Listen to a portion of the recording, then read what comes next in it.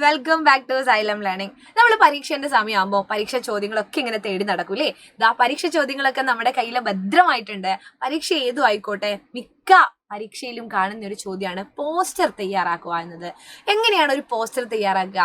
ഇപ്പോൾ കാർഡിന്റെ പ്രാധാന്യത്തെക്കുറിച്ച് നിങ്ങളോട് ഒരു പോസ്റ്റർ തയ്യാറാക്കുക പറയുകയാണെങ്കിൽ നിങ്ങൾ എന്താണ് അതിൽ എഴുതേണ്ടത്? നിങ്ങൾക്ക് അടിപൊളിയായിട്ട് ചിത്രം വരയ്ക്കുന്നവരാണെങ്കിൽ നിങ്ങൾ എന്ത് ചെയ്യുക, നല്ലൊരു കാർഡിന്റെ ഒരു നല്ലൊരു ചിത്രമൊക്കെ വരയ്ക്കുക. കാർഡ് എന്ന് കാണിക്കുന്ന തരത്തിലുള്ള ചിത്രം.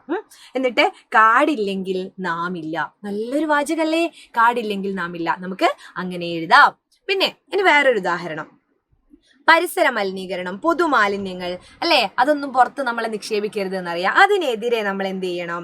ബോധവൽക്കരിക്കുന്ന രീതിയിൽ ഒരു പോസ്റ്റർ വെക്കുകയാണ്, അല്ലെങ്കിൽ ഒരു ബോർഡ് സ്ഥാപിക്കുകയാണ്. അത് നിങ്ങൾ എങ്ങനെയാണ് എഴുതേണ്ടത് എന്നാണ്. ഇത് നോക്കൂ, ഈ പ്ലാസ്റ്റിക്കിന്റെ ഒക്കെ ഇങ്ങനെയൊക്കെ ചിത്രമൊക്കെ ഇത് ടീച്ചർ എടുത്തതാണ്. പക്ഷെ നിങ്ങൾക്ക് വരയ്ക്കാനൊക്കെ അറിയെങ്കിൽ പരീക്ഷയ്ക്ക് അവിടെയൊക്കെ ഇത് വെക്കുക. അതുപോലെ കൊതുകിന്റെ ഒക്കെ ഒരു ചിത്രം വേണമെങ്കിൽ വരച്ചു കൊടുക്കുക. എന്നിട്ട് ആരോഗ്യം, സമ്പത്ത്, ശുചിത്വം പാലിക്കൂ, രോഗങ്ങൾ അകറ്റൂ. ഇങ്ങനെയൊക്കെ എഴുതി കഴിഞ്ഞാൽ ഒരു പോസ്റ്ററിലെ വാചകങ്ങളായി. ഇപ്പൊ ബോർഡ് സ്ഥാപിക്കാനാണെങ്കിലും ഇത് മതി. ഏത് തരത്തിലും, ഇപ്പം കാടിനെ കുറിച്ച്, കാടിന്റെ പ്രാധാന്യത്തെ കുറിച്ചായാലും പരിസരത്തെ നമ്മൾ സംരക്ഷിക്കേണ്ടതായാലും ഇങ്ങനെ നിങ്ങൾക്ക് എന്ത് എഴുതാം?